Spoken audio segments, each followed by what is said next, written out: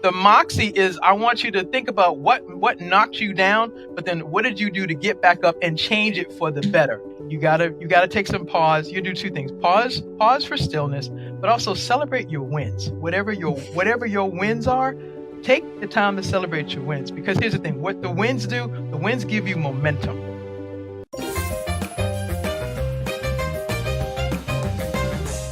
Oh my gosh, here I am. Welcome to Hello Moxie, and I am already laughing because my guest Dee and I have just been. We out here in these streets being absolutely grown ups and try. Listen, I'm trying to be a whole grown up with the microphones and make this sound right. And then Nicole had the audacity to send me on LinkedIn these Moxie questions. I was like, she wants me to think. I'm like, wait, I thought it's 8:30 at night. I thought we was gonna have a glass of wine and just kick it back like two friends. Oh no, she wants stories and stuff. I'm like, listen, no, I'm just kidding.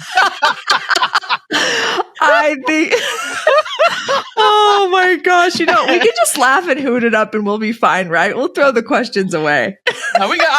I got your questions. I got your questions. I'm prepared, but it's just like I was cracking up because I said, but it's all good. Because here's the thing. First of all, like I always start my podcast interviews off with gratitude. Number one, I understand that number one. When somebody invites you to be a guest on their podcast, it's like being invited to somebody's home, because Totally. you're putting me in front of your audience. You're trusting that I actually gonna show up. I actually have a real story. And obviously, I mean, I know you've done your homework. You've checked me out on Google and all the things, so I'm legit with who I say I am and all the things. So, excuse me, but I'm excited to have this conversation about Moxie, telling my story. Making a cool connection. Obviously, talking to your audience and getting them inspired, because right now, as the kids would say, life be life, and there's a whole lot of life that's just happening out in these streets. We're like, listen, oh my goodness, There is a whole lot of life happening in these streets, all kinds of things. But you know what? So listen, as I like to say, let's get into it. So what are the fun facts you want to know about me? Do you want me to start off with my story? What would you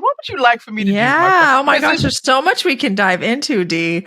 Well, first of all, I have to tell our listeners, Dee had the moxie to actually ask me if she could come on the show, which was so I love it. I love it when guests do that. I've had several of them come and say, "Can I come on your show?" And I love that. So first of all, I knew right away when she asked, I was like, I got to have her on the show. She's got moxie in spades. And then she told me her story, and I was like, we really got to have her on the show. So this is Dee Bowden. And Dee, I would love for you to just give our listeners just a quick, who is Dee? Tell our listeners a little bit about who you are. Yeah. Well, first of all, again, as I saw it say, thank you for the opportunity to be on the show. Yeah, you're welcome. That's one. So, who am I? So, I'm Dee Bowden. I'm the author and creator of Collect the Cash. So, here's my story. I'm originally from Boston. I live in the great state of Maryland. My fun facts are, get this, y'all. I love Ferris wheels, smooth jazz, and great wines, both red and white. Yeah, so I love Ferris wheels and a bottle of water. Now, I haven't gone overseas yet to do the Ferris wheels, but here in the States, my goal is to get to the ones that are bottled water. So, of course, here in Maryland, I've done the one in Maryland. I've done the one in Chicago. I think it's called Navy Pier. Boston. I've done the Ferris wheel in Atlanta. Have you done the one in Seattle? I have not. So I gotta plan a trip to go out there, and then if they've got any kind of vineyards nearby, so I'll get the Ferris wheels and the great wines combined. We're about to have a ball. We're about to have a good time. And what would be even better is the wine on the Ferris wheel, right? Like, listen, hey, I'm game for all red of it. and white, right? Red and white. We can find a nice little blend. Let's go. Raise a glass. Cheers. Let's do it. I have to tell you a funny story about Ferris wheels. So, I think it must have been one of the first times I went on a Ferris wheel. You know, when you go on and you're loading up the cars, and so you're just kind of wait slowly. You stop and you wait, and slowly you stop and you wait. Yep, like life. I was terrified. I'd just be like, I just need to go. This thing has to go around. I can't, I was freaking out just sitting there. And I was like, is this how it's going to go? It's just going to go slowly, stop and wait. And so it went all the way around like that, slowly stop and wait. And when I got to the bottom, I was like, I got to get off this thing. I got off the Ferris wheel before it actually started going. And then when I got off, it started going. I'm like, oh, what was I doing? That was my first Ferris wheel experience. Yeah. It was scary. See, you would think that's scary. See, I'm not a big roller coaster person. I did them when I was younger, but I learned the trick. You do it before you eat, because it's afterwards. It's like, yeah, it's not pretty. So, so I love the Ferris wheel, number one, because it's calming. I've always been that person that always I like calm stuff. So I love being by the water. The Ferris wheel is just fun for me, and it's just been one of those great memories. So even when I launched my book, as a matter of fact, I did a Facebook Live actually on a Ferris wheel talking about my book, Collect the Cash. And so, anyways, I know we got to get into the Moxie. So I was let's get into the Moxie. Tell me about your Moxie story. I want to know. Well, all right. Well, I'll tell you one that that'll make sense. So so here's the story. About 20 years ago, I used to work for a small IT company outside of Boston, where I'm originally from. I'm sure you and your audience is probably, most of your audience has probably worked in corporate or in government agencies or some kind of professional job. And you know how it is. You work, you walk in, they're like, welcome aboard. Here's your cubicle, or here's your office. Here's your plant, and here's your project where you're going to work on. In my case, it was, hey, Dee, welcome aboard. Here's your cubicle, and here's aging, which was a list of accounts worth $8 million that had not been collected yet. Wow. I was like, y'all did what? Y'all sold these IT services and all the computers. They're like, yeah, we sold everything. And they had a whole collections team. It wasn't just me. I'm like, y'all got a whole crew over here, and y'all got $8 million in outstanding invoices. They're like, yeah, your resume says you know how to collect the cash, so we hired you because your paper says you know how to do this. So of course I do. So I'm a person of faith. So I had a short conversation with God, and then I kind of got my download, and I figured out that to collect the cash for these people, I needed to know how to do problem solving, customer service, express gratitude for the people who take my calls and help me figure out the issue, and build relationships. So in 60 days, I collect $6 million. This is a true story, and this is all in my book. So I collect $6 million while I work part-time. I only work Monday through Friday, 4 to 8. Like I said, I've said twice, they had a full-time collections team, but they needed some help. So I'm like, all right, cool. So anyway, I go back, and I start doing my thing. I'm like, hi, my name is Dee from X company. Can I speak to the person accounts payable, please? So we get on the call. One of the first calls I made, the vendor said, hey, Dee, the reason that we haven't paid you $2 million is because we changed our billing system. So back in the day, companies switched billing systems, software systems, whatever. Yeah. So evidently, this former company changed their billing system. They notified all their vendors, and I was like, so we are owed $2 million. They said, yeah, but we told y'all we were changing the billing system. We'd be like going from using Microsoft Excel or whatever billing system to a new one. So I said, when did you send out the email to all the vendors? Because whenever companies make a big change, they usually notify all the vendors and let you know, this is the process. Now it's changing. You have to do this. So I said, okay. So they said, oh, yeah, we sent it out. And I was saying, I bet you it either, I don't think we even knew what spam was 20 years ago. But all I know is it was probably in some email box that nobody paid attention to. So I said, can you do me a favor, please, and resend me the email? Because I have to go talk to my comptroller and say, listen, here's why $2 million of the $8 million has not been collected, because my former company has been submitting the invoices incorrectly. So she was like, how'd you figure this out? I said, it's called problem solving. Because basically, whenever an invoice isn't paid, you're looking for I look for the story. The what had happened was, I'm trying to figure out what happened. So in my what had happened was, they had changed billing systems, and so my former employer did not know this. So I spent a week with the IT person. We were reformatting, and we finally get it done. So nice. Resubmit it. So when a phone call and reformatting invoices, $2 million comes in. So moving along, I get to 60 days and I collect $6 million. True story. And then I'm thinking, oh, we're about to get a bonus because it's 2 months before the holiday season. Because, AR people, we get bonuses. Salespeople, they get commissions. So I'm thinking, salespeople are about to they got their commission because we done helped them get their commission because we've collected all this money. Nope. Come downstairs. The CEO says, listen, let's have a chat. Now, Nicole, I'm sure you've lived long enough where something in life has kind of jarred you. And you're like, did this really just happen? You're like, yep. So what had happened was the CEO says, listen, thank you all across all your departments. So that's sales, contracts, order entry, order fulfillment, IT, billing, collections, me and my team. Thank you very much for what you've done. Appreciate all your services. We made an executive decision. We're closing the company today and letting 100 people go 2 months before the holiday season starts. Wow. This is when you asked me about, so what had happened? What's my Moxie? And how did I get up from that? After collected that money. I walked outside, and of course, I had some other choice words, which we won't repeat here. Right. But just imagine, working that hard, and then we get the whole rug gets pulled out from all of us. Yeah. So that was 20 years ago. So fast forward to COVID. I happen to, so like I said, I love Ferris wheels, smooth jazz, and great wines, both red and white. I also love theater. So as I'm sitting there watching Broadway shut down, every Broadway show that everybody loves, you go to the theater and they give you the playbill and all the things, and you're like, yes, about to go see the show, da da da. Well, Broadway is shut down, so there's no shows happening, which means every small business that finally sold their tchotchkes, their food, their whatever, nothing's happening. So I'm seeing my story on Fleek over and over and over again, and I'm like, nobody's talking about the fact that Broadway shut down. Nobody's talking about the fact that the small business owners in particular who finally pitched their whatever, and they finally got accepted. They're not making the money, so there's no sales, there's no shows, and I'm like, So my book coach is the reason that all of this actually exists, because she says, Dee, she says the reason you care about this is that you don't want to see another small business or medium-sized business go out of business because of what happened to you. Yeah. And so she says, you're going to write a book and you're going to tell your story. And I'm like, no, I'm not. Yes, you are. No, I'm not. Come on. We played double dutch. And she won.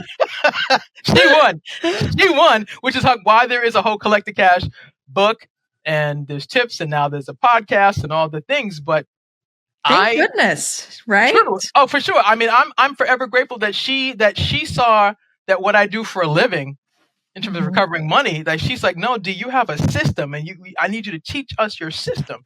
So she's like, I'm a small business. I don't have a system in place. Teach me how you do what you do. So we taught it through the course of the book, and so it's gone on to do great things. But, I had to decide from that experience, and like I said to your listeners now and in the future, everybody has something in life that jars them. Everybody has something in life that usually makes you go, you took that breath. Somebody's like, oof, man, you talking to me. I'm like, I hope so, but the thing is, the Moxie is, I want you to think about what knocked you down, but then what did you do to get back up and change it for the better? That's why I'm here today, is to tell you about what I did after that happened. And now I'm, in service to small and medium-sized companies, coming on podcasts, sharing my story, being prayerfully doing two things: motivating you to know that, life is going to life. Things are going to happen to you, but it's what you do after you get knocked down. How do you get back up? And how do you do it so you can make a difference, and prayerfully some dollars, and serve other people along the way? That's beautiful. What have you noticed most since you've launched this Collect the Cash book and movement and your business? What have you noticed most with the people that have been influenced by it? What kind of turnaround stories have you seen? What Moxie stories have you seen in them?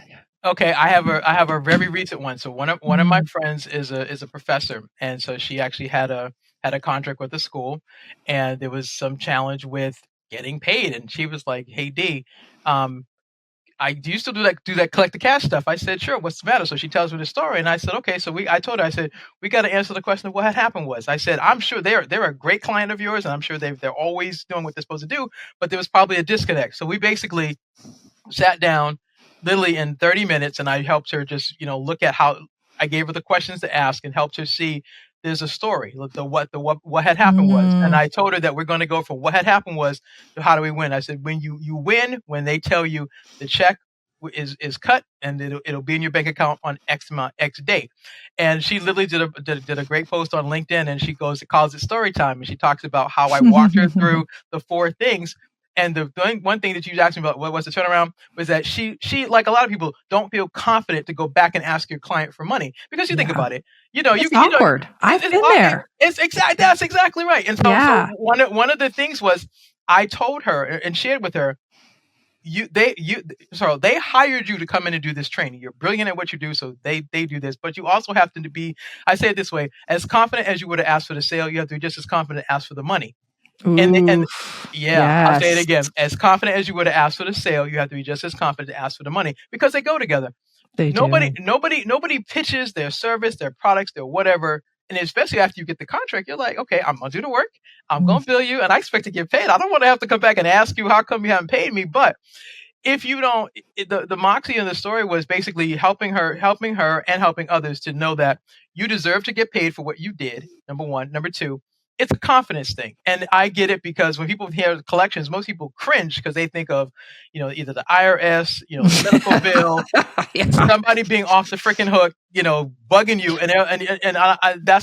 First of all, that's aggressive tactics for collections, but that's on the consumer side. I'm in business and in dealing with government, so I'm not doing it that way. We're talking about building rapport, building relationships. So I teach how to collect the cash through problem solving. I teach it through customer service, that your client is your customer, and you got to see it from when you got the sale all the way through to when you get paid. I teach how to express gratitude. For example, I'm sure you've had to call for customer service. You know how it is if you ordered something and you didn't get it exactly the way it was supposed to. When you call into the 1-800 number, you want somebody to take your phone call. Oh, Nicole, thank you so much for calling, and thank you for being a customer of XXX. So what seems to be the issue? Well, you know what? Listen, this is what happened. I ordered 10 sets of sneakers and I only got 8. And you're like, I paid for 8. I'm sorry, I paid for 10. I ordered 8. Where's my 2? You want the person on the other side, on the other end of the phone, to say, oh my gosh, Nicole, I'm so sorry for your inconvenience. Let me confirm, all the things they normally do. And you want them to say, oh, the sneakers are on back order. We're going to give you a credit. Is there a different color you'd like? Can we do something to fix this? Because what you want them to do is hear your story, fix this, and take care of you, because you trusted when you placed your order for 10 sneakers. You swipe the card. You're like, I need my sneakers. I don't want to have to go argue with you about my sneakers. I just want you to give me my sneakers. That's it. That's all.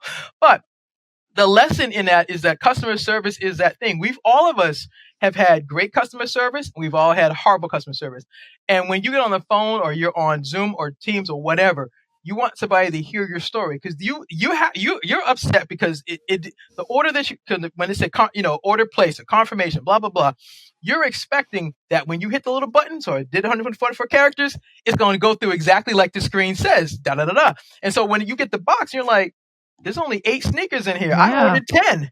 Doesn't meet your expectations. Yeah, exactly. And then your expectation is that when you make your phone call, the person is going to help you go from what had happened was to how do we win, that you get your 2 extra sets of sneakers, or you get a credit, or you get something. We all deal with this stuff all the time, whether it's whether it's personal or in a business. You're always having to do this. You're always solving for a problem. You're always doing some kind of customer service. As you see above my head, it says gratitude. I believe in gratitude because gratitude is that it's not even a skill, but it's a value for me that I believe that you have it. And before we started talking live, what's the first thing I said to you? I said, thank you for being a guest. I mean, people don't believe me, but that's a key thing for me. And here's another key. If you've been in business or are in business, if you think about it, during the holidays, if you have clients, they normally do this. They send you a holiday card. And what does it say? Thank you for your business, and thank you for being a customer of ours. And we look forward to doing business with you in the following year. Businesses do it all the time. I just think that it's just one of those things that just happens. So I just noticed that when I started saying thank you to the people who helped me solve the problem, so back to the collecting that $6 million, the people who helped me collect the $6 million, every person who took my phone call, who explained to me why we weren't paying or what the issue was, I thanked them. And they were like, nobody really comes back and says thank you. I said, well, I just believe you should, because you helped me untangle a puzzle piece that I would have never untangled on my own, which is why the $8 million kept sitting there. Yeah, it's just what you're saying about the customer experience is it goes both ways. Absolutely. And that the more that because a lot of times when people call customer service, and in your case, like, they're angry, they're upset, it's not working the way I want it to. And so it's natural, it's like human natural response to just not feel the gratitude, to just be like, why aren't you paying this? Why didn't you give me my 10 shoes? But I think that when you show that gratitude, the other person, then it softens, and they're like, it reduces the stress. And they're more inclined to want to help you and help you get to the bottom of it, because they feel respected and valued and heard and seen. Like when you say thank you to someone, it's a rapport building thing. They feel heard and seen. And when people feel heard and seen, they will go the extra mile for you. Absolutely. And then in return, when you see that, it's like this reciprocal, beautiful thing where you're both really just wanting to see each other win. Yeah, exactly. And I say it this way. I my goal is to go from what had happened was to how do we win? And how do we win? In my case, is the invoice gets paid, but it's also if the customer, gets seen and gets heard, they get the issue resolved. It's all the things. And you just confirm what I said, and you just put the Moxie spin on it. But so thank you. Oh my gosh, I love that, Dee. That's amazing. Oh, well, I'd love to know, who is a woman in history that's really inspired you? Wow. History. There's been a couple of them. One of them is Joyce Meyer. Joyce Meyer. I don't know who that is. She's a biblical teacher. She's been around 40 years. If you, I have on one of my bookshelves is actually, I have a lot of her books.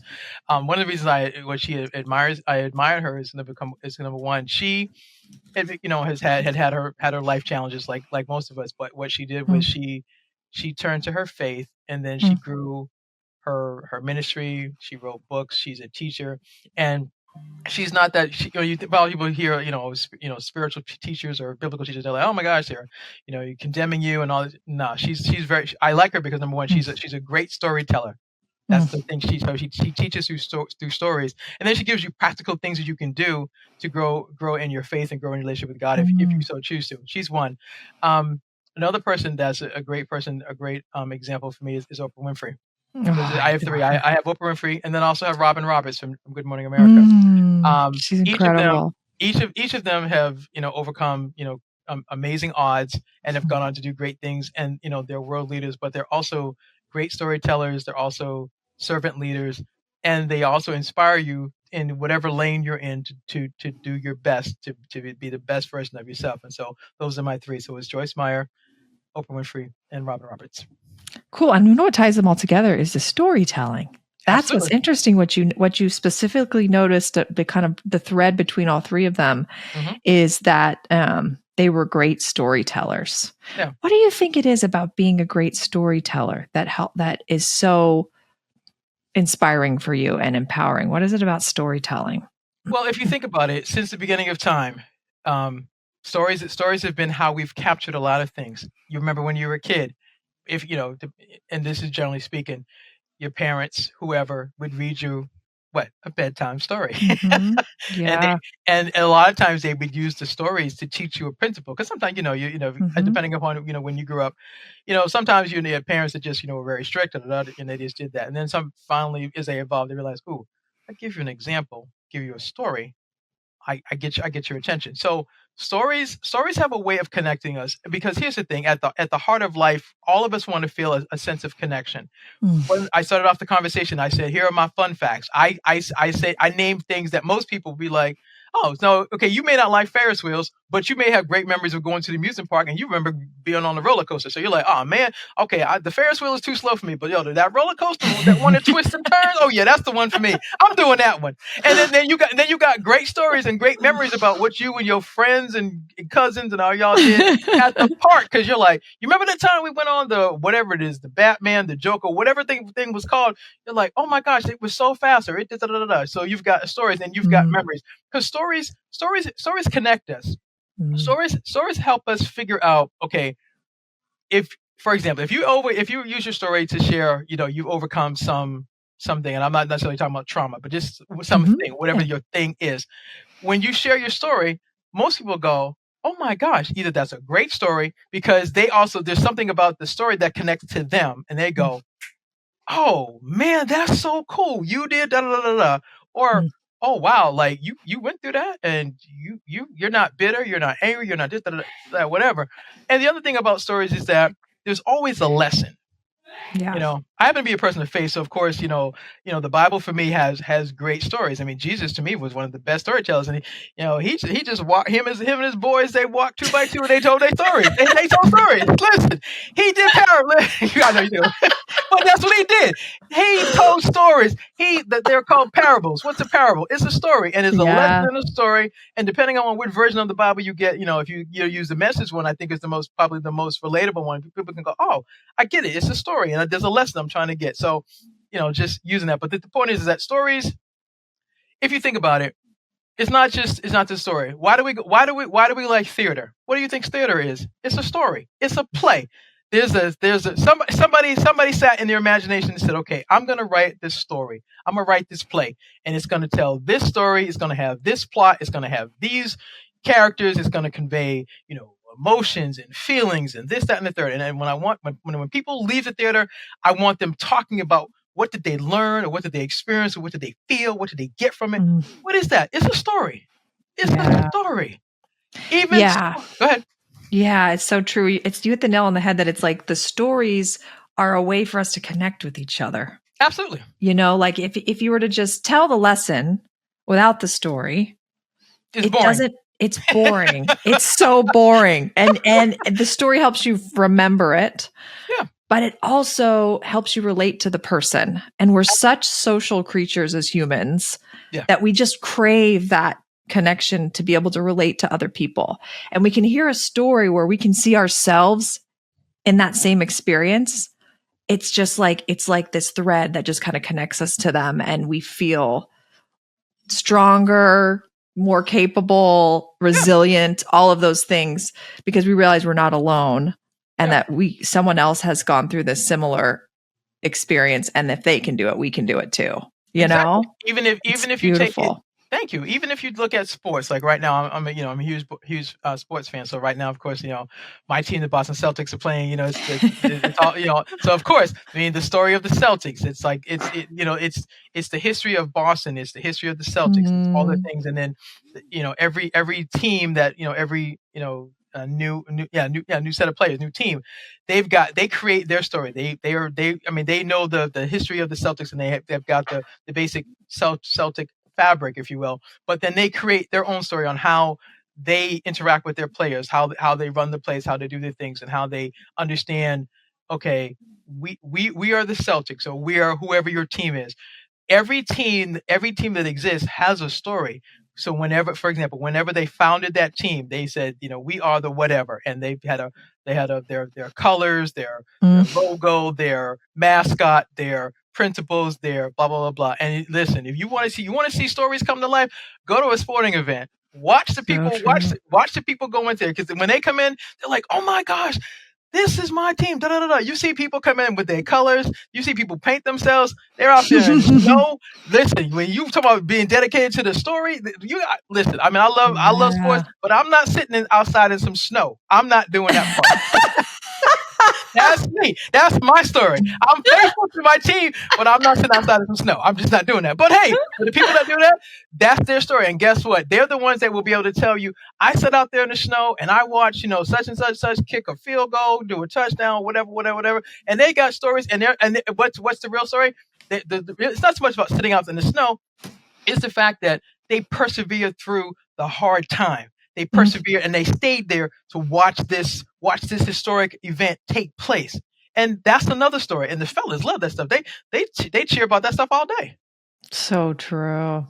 Oh, and I think what you said too about the story is like there's physical, like shared mementos, if you will, that connect, like use the colors, the jerseys, that connects people to the story that they like really love. Oh, that's so cool. I love that. Oh, and I love those three women so much. I mean, I don't actually never known about Joyce Meyer.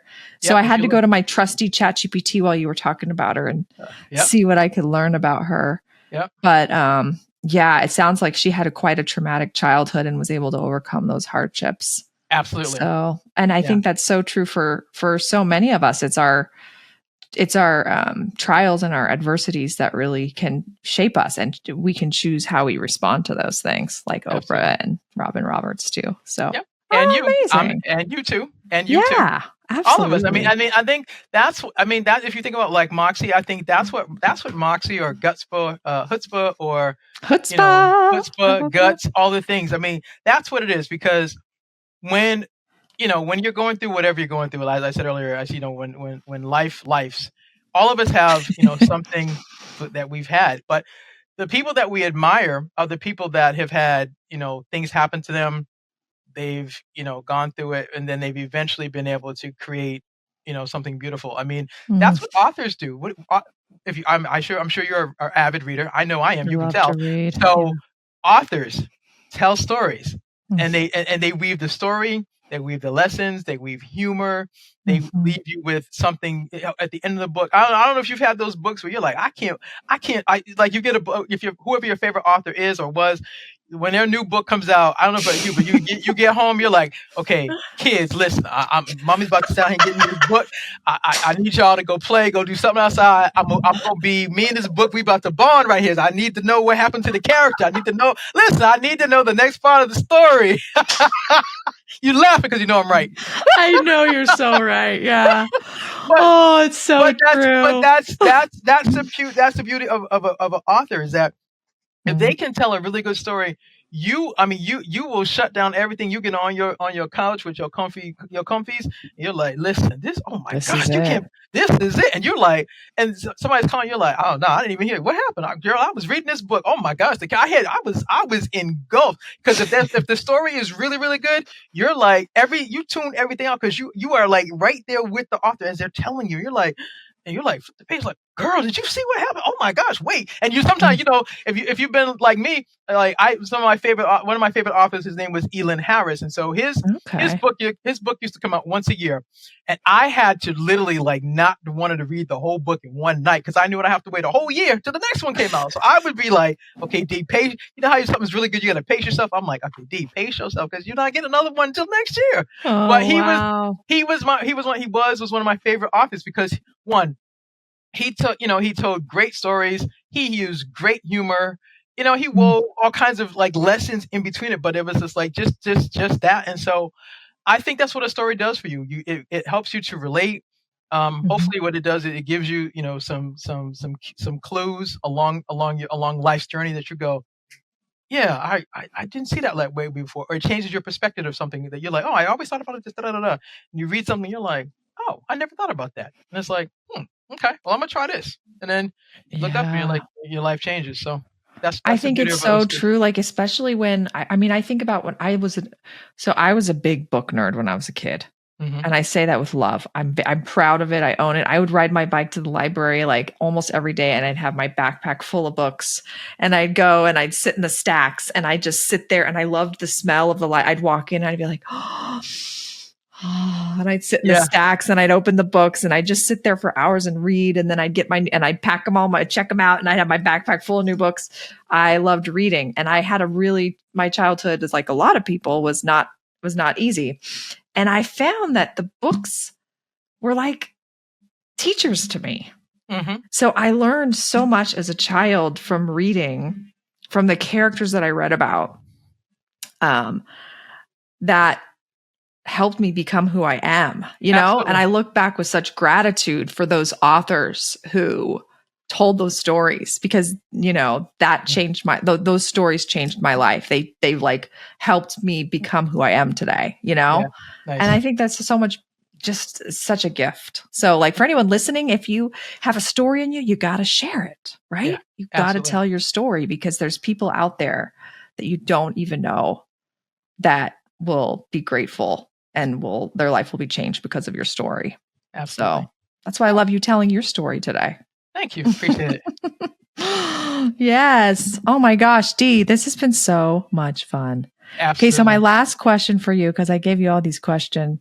This is a question I've been thinking about. Okay, so I have this, I call it the Moxie method. Okay, it's this 5-phase journey to basically finding your voice and living with Moxie. And the first phase is what I call the stillness phase. It's like it's the model of it is an olive tree. So the stillness phase is about the seed. And this is like where you practice stillness and connecting with yourself and your physical sensations, and really getting to know what fear feels like in your body. What does safety feel like in your body? And then the second phase is the spark phase, which is like self-discovery. This is like where you explore and you're curious and you try to find out, what are my gifts? What do I love to do? What lights me up?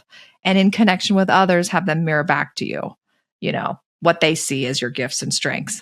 And then the third phase is the sprout phase, which is where you push through the dirt, right? Isn't it so interesting that seeds get buried in the dirt? Like, I find that I think there's a reason that's the way it happens. Like, you think about it, they're just buried in the dirt. It's dark, and they have to push their way up to the soil. Like, growth happens through pain, right? Absolutely. So like that third phase is like what I call the sprout phase, or stepping into the fear. And that's like knowing to lean into the discomfort, even when it's difficult, and when it's the right thing, right? Mm-hmm. And then the fourth phase is the bloom phase, and that's where you speak up and use your voice and just contribute into the world and the beautiful way that God has given you. And then the fifth phase is shine, which is all about mentorship and legacy and storytelling and giving back. So my question for you is about the third phase, because I've been thinking about this a lot. I wonder, do you think it's possible to ever be fearless? Yes. Ooh, tell me more. In order to be fearless, you have to do it afraid. Ooh. It's a decision. You can say, I'm fearless. Like, how kids used to jump off, go skateboarding or jump off swings or whatever. You say, I'm fearless. Now, that doesn't negate the fact that you feel the fear, but you make the decision that I'm not going to let I'm not going to let this thing that scares me stop me from moving forward. So I'm going to declare I'm going to declare I'm fearless here. I might be scared over here, but in the middle, my hands are eventually going to go from being like this to being like this. Ooh. I love that. So being fearless is an action. Yeah. It's acknowledging the fear or the scary feelings. Yep. And choosing. And doing it afraid. Oh, I love that. Yeah. Beautiful. Thank you. Dee, what a delight you are. Thank you for being my guest today. Thank you. It's been a pleasure. It's been such a pleasure. Do you have any parting words that you'd like to leave us with, aside from that mic drop moment you just had about fear? That was so good. Yeah, I will take your I think it was the third one was one. What was the seed? I want to talk about the seed. Yeah, the seed was about stillness. Okay. Here's something. Here's a thought for your listeners. Make sure, as a part of your self-care, that you schedule some stillness, and whatever stillness means to you. I told y'all, my stillness is the Ferris wheel. Even though you're like, that's moving, it's still stillness because it's quiet. It's that chance for me to decompress and move. This Ferris wheel is super slow, but that works for me. But whatever your stillness is, go schedule that for yourself. Make sure if you like being by the water, go be by the water. If you're a person that likes to be in, nature and hike, go do your hiking. You like to bike ride, go bike ride. Go figure out the thing that refuels you and regenerates you, and go do that. Because what that does is it gives you a chance to clear out the clutter, gives you just a chance to just decompress. And if you're in seed form, you're eventually going to be put back in some more dirt. But if you go take care of yourself, you build your muscles so that when the dirt comes, when you plant your next seed and you got to go through some things before the seed sprouts, you now have a reservoir to pull from, so that the next time the dirt comes, you're planted in this, you're like, oh man, this is hard, this is this, blah, blah, blah. Then you're like, oh, I just spent some time refreshing myself. Oh, I just read a book. Oh, I listened to this podcast. Oh, I did some things to refuel me. So when as I'm working on my seeds, or while my seeds underground, and I got to work it and plant it and water it and pick the weeds and all the things, I have enough strength to persevere because I've taken time to be still and to connect with myself. And if you believe in God, connect with God, believe in nature, however you do your thing, but go get still, go spend some time replenishing yourself, because we live a life where everything is on 24/7. I mean, you got your phone, the computer, the TV, the news, whatever.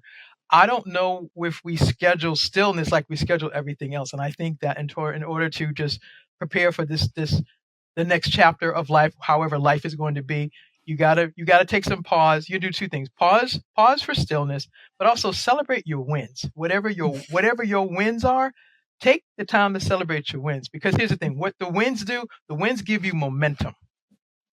I don't care what it is. If you go to the dollar store and buy bubbles and blow bubbles, blow your bubbles. Have at it. Use your clappers. Blow your bubbles. Use your clappers. I don't care how you celebrate, but the point is, you laughing. But hey, I make it fun. But I love it. But I want you to know that celebrating your wins matters, because the wins give you momentum. I wouldn't be here today if I hadn't learned how to celebrate. Well, I talked about how much money I've collected. I had to learn how to collect $1 first before I collected the $6 million. Yeah. I had to learn how to write my first sentence and get constructive criticism on the story that I was trying to tell, and then make it relatable so that, business owners and podcast people would want to hear my story and want to talk to me and would want to learn the things.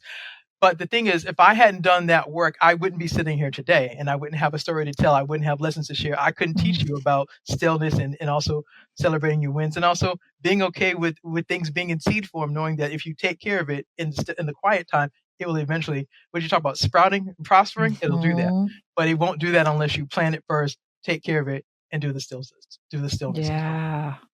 Beautiful. And I love what you said about celebrating wins and just recognizing that it's those small moments that build on each other. Yeah. That what creates a rich and fulfilling life. Absolutely. And that's because it builds patience. Like patience, people hate it, but it's such a gift to be patient. Like there's so much juicy goodness in the patience, right? Yeah, like absolutely. In those moments of the waiting, like my mug from Hamilton, my favorite play, Wait for It. Yeah. Yeah. Oh, yeah. Can't ever get enough of it.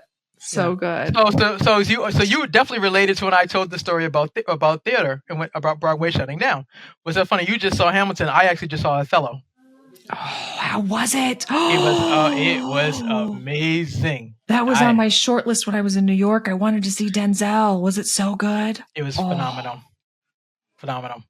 Man, that was a huge win for me because I had never seen him live, so I got the opportunity to do that. So, okay, you got to tell me. We'll talk one about word for Denzel live. I got to know. Phenomenal. That's it. That's the word. I can only imagine. He is such a class act. Absolutely. Him and the guy Jake too. They're playing off each other was amazing. When you're talking about stillness, I took the train to New York to go see this. That was my stillness. Most people they fly. I'm like, no, I'm taking the train. Got to relax on the train and just. I love taking the train to New York. It's the best way to go there. Absolutely. But yeah, go get the cheese tray from the club car. All the crackers, all the things, and then just walking around Times Square and just taking it all in. But but like I said, we'll end on this.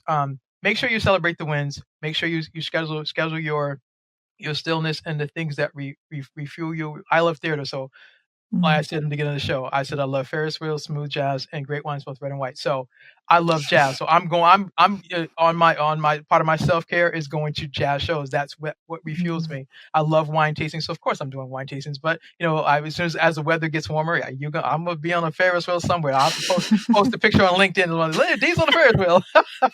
I can't wait. Yeah. What's your favorite Ferris wheel? I have two. The one in Maryland at the National Harbor and the one at Navy Pier in Chicago. They both are over the water. Okay, I've been at the National Harbor one. That one's pretty good. Yeah, so I'm happy to know that I'm on like the top Ferris wheel on Dee's list. That makes me and the one at the Navy Pier, it also gives a beautiful panoramic view of Chicago. It's fantastic. Cool. Yeah. All right, and you're in Maryland, right? I am. I'm in Northern Virginia. Okay, we're going to have to meet in person. Absolutely. Consider it done. We'll do that. I would love that. That would be so fun. Listeners, I know you're so jealous. I get to meet Dee in person. Hey. We're going to go have lunch together. Maybe we'll go to the Ferris wheel. That's exactly what we're going to do. We're going to meet up at the National Harbor. That's exactly what we're going to do. That's what we're going to do. That would be so fun. All right. Well, that would be so great. Let's meet. Let's do it. We're going to meet at the National Harbor, and maybe we can even podcast live from there. Okay. Hey, from the Ferris wheel. How about that? I know. Well, thank you so much for sharing about your book. It's called Collect the Cash. Yes. And Collect the Cash. Yes. And here's a freebie for your listeners. Please go to www.collectthecash.biz/freebie. That's www.collectthecash.biz/freebie. I give a lead magnet called 5 Tips to Collect the Cash, and I walk you through 5 things that I teach you. If you're in business and if you're a small business in particular, if you have clients that you're like, Dee, I got the heebie-jeebies. Well, I'm gonna help you with your heebie-jeebies.